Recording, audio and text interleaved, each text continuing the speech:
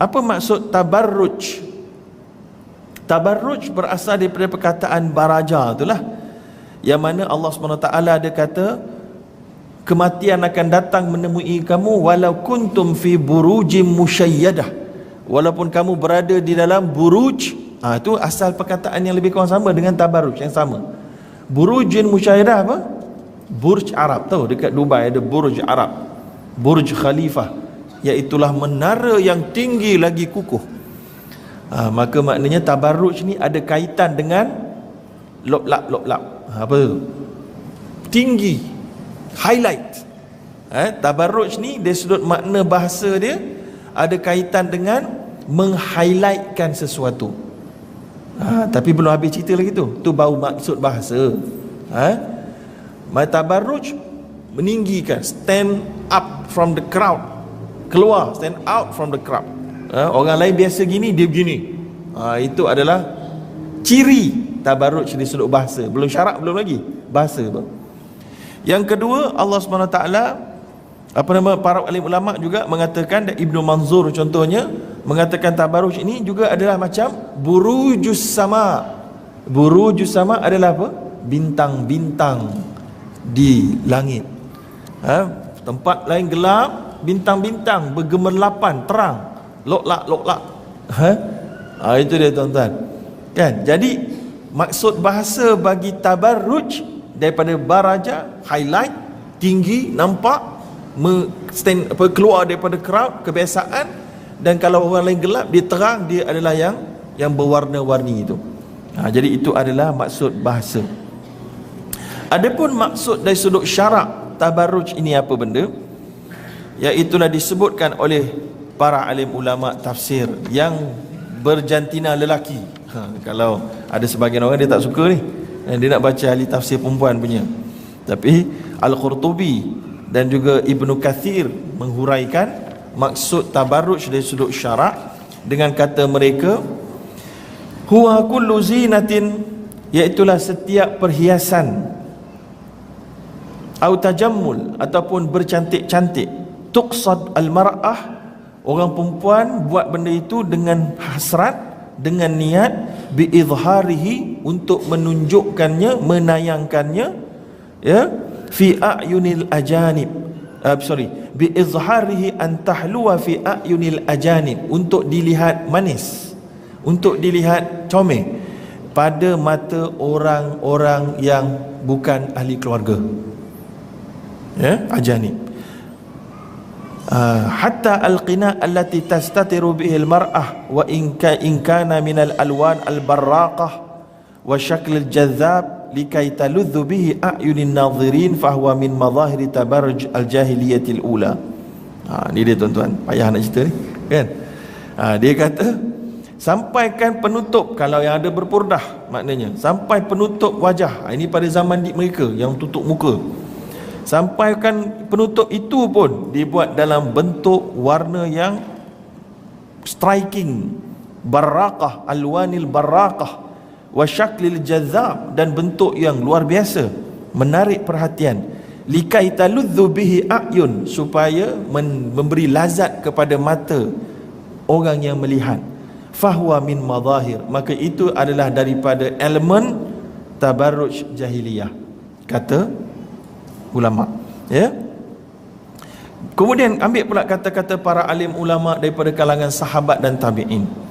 Mujahid kata, kanatil erti tabarruj jahiliyah adalah kanatil mar'ah takhruju min bainir rijal fadzalika tabarrujul jahiliyatil ula. Ini agak strong sangatlah. Iaitulah apabila wanita suka keluar ke rumah dan suka lalang di hadapan kaum lelaki. Maka ini mungkin tuan-tuan bolehlah nak tolak ke tak tolak ke pula, saya beritahu je dulu. Qatadah pula kata, kanat lahunna masyah takassar wa taghannaj fanahallahu ta'ala an dhalik. Qatadah pula berkata, maksud dia perempuan yang begini bila dia keluar, dia ada satu jenis jalan dia, gaya jalan, yang mana gaya jalan itu takassar, dia macam lembik semacam. Lembik tu dia macam takassar, maksud dia pecah. Pecah tu maksud dia macam sendi tu tak ada. Macam apa? Macam lenggang-lenggok. Itu maksud dia. Dia lenggang-lenggok. Nak mudah faham lenggang-lenggok tu bagaimana? Iaitulah jalan catwalk. Catwalk ni adalah satu gaya jalan untuk menyerlahkan ke tubuh wanita. Sebab dia jalan di atas straight line, macam kucing dia jalan kan, dia ada 4 kaki, dia jalan ke depan straight line. Sebab tu namanya catwalk. So kalau wanita yang mempunyai anugerah Allah SWT, mempunyai rahim, maka biasanya bahagian pinggul dan punggung wanita lebih besar daripada lelaki. Ya, maka apabila wanita jalan catwalk, dia menyerlahkan punggungnya, lalu kelihatan jelaslah tup-tap punggungnya. Itulah maksud takassar wa taghannaj. Nak bagi faham hukum, pasal cerita betul-betul kan. Wa taghannaj, itulah dia tabarruj jahiliyah. So nanti ada perempuan tanya, jadi Islam ni perempuan kena jalan macam robot lah Ustaz? Tak apa, nanti kita sembang lagi kejap lagi kan. Kita nak bagi tahu daripada pendapat ulama-ulama silam, sebab kita yakin mereka lebih mendalami ayat-ayat Al-Quran, mereka lebih faham ayat-ayat Al-Quran, dan mereka lebih faham maksud ayat-ayat Quran, sebab mereka lebih hampir kepada Nabi SAW. So kita kena ada penghormatan kepada ilmu mereka, dan jangan mudah-mudah menolak apa yang mereka kata sekadar kerana mereka adalah seorang lelaki ataupun mereka berada di zaman yang berbeza. Kita cerita kejap lagi zaman berbeza. Kemudian yang ketiga, Muqatil bin Hayyan pula berkata, at-tabarruj, maksud tabarruj annaha tulqil khimar ala ra'siha, iaitulah wanita pakai tudung, pakai penutup kepala, ala ra'siha wala tashuddahu, tetapi dia tak mengetatkannya. Dia tak mengetatkannya, longgar, bila longgar keluar jambul, contoh kan.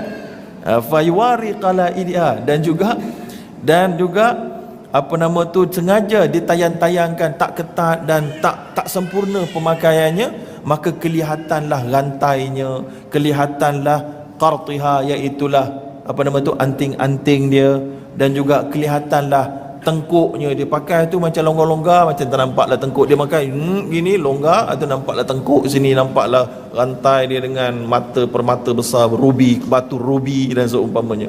Okey, dengan batu jade dan seumpamanya. Ya, wa yabdu dhalika kulluhu minha fadhalika huwa tabarrujul jahiliyah, maka terzahirlah semua perhiasan tadi, maka itulah dia tabarruj jahiliyah yang diharamkan oleh Allah kepada perempuan mukminat, kata Imam Muqatil bin Hayyan. Bukan saya kata, saya buat terjemah ini. Itu dia.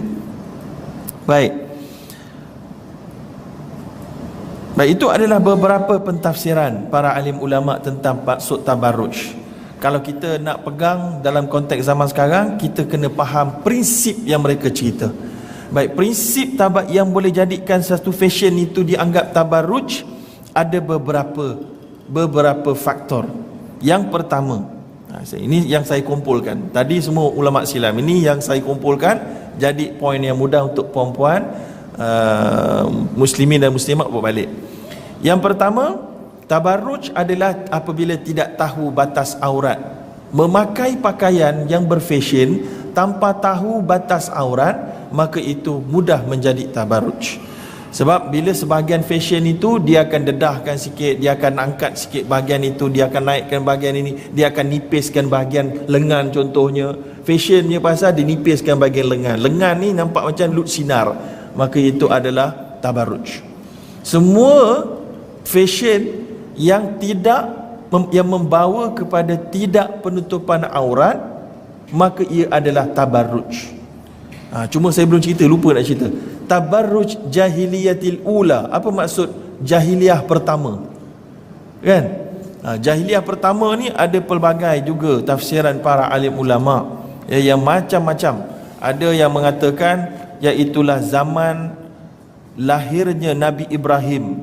Itu tabarruj yang pertama, kerana pada waktu itu perempuan memakai di lengannya macam satu gelang yang besar, ya, dan kemudian berjalan di tengah-tengah pasar di khalayak lelaki dan menayangkan sampai ke atas ni, ya, macam apa nama tu, mami jarum tu kan. Kemudian ada pula Ibnu Uyainah kata jahiliyah ula itu adalah zaman di antara Nabi Adam dan Nabi Nuh. Ibnu Abbas pula kata jahiliyah ula itu adalah zaman di antara Nabi Nuh dan Nabi Idris. Al-Kalbi pula kata antara Nabi Nuh dan Nabi Ibrahim. Macam-macam tuan-tuan ya. Berkata pula sebahagian yang lain, jahiliyah ula itu ciri mereka adalah memakai gelang yang panjang daripada lu'lu' dan tidak dijahit tepi bahagian pakaiannya. Nampak ketiak lah ni nak ceritanya. Dan juga watalbis athiyab ar-raqaq, iaitulah memakai dan juga memakai pakaian yang nipis, wala tuwari badanaha, dan tidak menutupi sempurna badannya. Itu adalah perangai jahiliyah ula. Dan berkata pula sebahagian yang lain, jahiliyah ula itu adalah semua amalan sebelum ke Islam datang, orang-orang dahulu, dan bila mana Islam datang, itulah jahiliyah thaniyah. Jahiliyah yang kedua adalah apabila orang masuk Islam dan mengamalkan ciri-ciri jahiliyah ula itu, itulah jahiliyah thaniyah. Boleh faham So jahiliyah ula tu yang dulu-dulu punya, yang menjadi benchmark kepada orang sekarang apabila memakai fashion. Baik, kita kembali kepada ciri-ciri fashion yang dianggap tabarruj, yang tidak dibenarkan. Satu, tak ambil endah batas aurat, maka dia fashion dia lebih penting daripada penutupan aurat. Dia boleh faham? Saya boleh faham. Maknanya kalau dia nak reka tudung, kalau dia nak reka jubah, kalau dia nak reka kain, yang penting baginya adalah corak-corak ataupun jahitan, dan bukan penting baginya kain ini cukup tebal ke tak. Tidak. Itu tidak menjadi persoalan dia. Yang ini perlu ini kena angkat ni, kalau angkat ni nampak betul ni. Tak, itu tak jadi persoalan dia. Maka dalam fashion dia yang penting adalah poin-poin itu tadi tu. Dia nak nampakkan keterlampilan itu. Maka kalau itu menjadi fokus dia, lalu dia ignore kepentingan komponen menutupi aurat, maka itu akan masuk dalam fashion tabarruj jahiliyah. Yang kedua, fashion ataupun tabarruj boleh jadi apabila nipis, kita dah sebut tadi. Maka hari ini pakaian orang di Malaysia saya yakin banyaknya nipis, sebab kita negara panas. Tetapi nipis kita pun kena ada sebahagiannya wanita yang berhati-hati, kan? Maka mereka akan pakai kain dalam. Bila pakai kain jubah, pakai lagi kain sebelah dalam, pakai lagi seluar panjang sebelah dalam. Maka apabila itu berlaku, dia telah pun menutupi aurat dengan sempurna. Walaupun kalau hanya pakaian baju kurung saja, dikira tak tutup aurat mungkin sebahagian baju kurung. Contohnya baju kurung anak-anak perempuan kita pergi sekolah, kan? Katalah warna putih, ya, ataupun kain dia warna terang, maka jalan dekat tepi cahaya matahari boleh nampak betisnya, boleh nampak bentuk tubuhnya, maka tidak menutupi aurat. Maka ada orang dia pakai baju inner, pakai tudung inner, maka itu akan menyempurnakan penutupan aurat dia. Walaupun fashion kat luar tak menutupi aurat lagi, maka dia sempurnakan dengan pakaian-pakaian yang double, triple dan seumpamanya. Maka poin dia utama, tidak sempit, tidak nipis, sorry. Ini juga datang daripada hadis Nabi, dan juga Aisyah pernah menegur seorang wanita, bukan Aisyah, Asma pernah menegur seorang wanita yang Aisyah pernah tegur Asma yang pakai pakaian nipis. Maka Aisyah kata perempuan mukminat yang sudah baligh maka tidak boleh berpakaian seumpama ini. Ini bukan pakaian wanita mukminat, ya. Maka itu menunjukkan pakaian nipis tak boleh. Begitu juga pakai dengan hadis Nabi yang mana Nabi sebut sinfani minan nas lam arahuma, dua kumpulan manusia yang aku tak sempat jumpa zaman aku. Siapa dia? Iaitulah yang kedua, Nabi kata nisaun kasiyatun ariyat ma'ilat mumilat ru'usuhunna ka asnimatil bukhtil ma'ilah la yadkhulnal jannah wa la yajidna rihaha wa inna rihaha la yujad masirata kadha wa kadha, dalam hadis Tirmizi dan lain-lain. Artinya iaitulah wanita-wanita yang berpakaian kasiyat, pakaian, tapi ariyat, tapi telanjang. Dia berpakaian tapi telanjang. Jadi para alim ulama menghuraikan maksud Nabi itu adalah pakaiannya nipis. Yang ketiga, yang kedua pakaiannya sendat, sempit, sempit. Lalu membentuk. Kalau bahagian-bahagian tertentu, bahagian punggungnya terlihat, bahagian payudaranya terlihat, ya, bahagian lengannya terlihat, maka itu semua adalah termasuk dalam kasiyatun ariyatun, berpakaian tetapi bertelanjang. Kemudian ma'ilat mumilat, ada pelbagai maksud. Ada sebahagian kata itu maksud dia jalan lenggang-lenggok, maknanya ma'il, muyul ni cenderung sengit-sengit, berjalan tu bersengit-sengit, dia punya dah bahu dia jalan begini. Ada pula kata ma'ilat mumilat, iaitulah pakaian mereka itu condong mengajak orang kepada maksiat. Maksud apa? Maksud dia gini, kalau perempuan tengok dekat dalam YouTube, ada satu eksperimen kan, ada orang buat satu perempuan ni, dia pakai baju yang ma'ilat mumilat ru'usuhun, dia pakai pakaian yang nipis sendat kan, di jalan dekat New York, semua orang kacau dia kan, ada orang bersiul, ada orang bertanya nama, ada orang itu, ada orang ini. Tapi lepas tu dia try pula pakai hijab, pakai tutup macam Arab ni, pakai apa, pakai hijab dengan abaya hitam. Dia jalan 5 jam tu, tak ada siapa tegur apa-apa pun.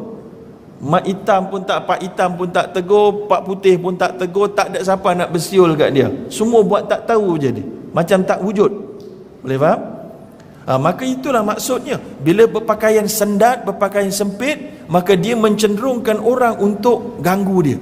Seolah pakaian itu buat satu announcement, orang kiri kanan, aku ni boleh diusik, aku ni boleh diusik, boleh diganggu, aku ni open to gangguan, marilah ganggu, marilah goda. Pakaian kita tell that to the people actually. Pakaian kita memberi maklumat kepada orang lain.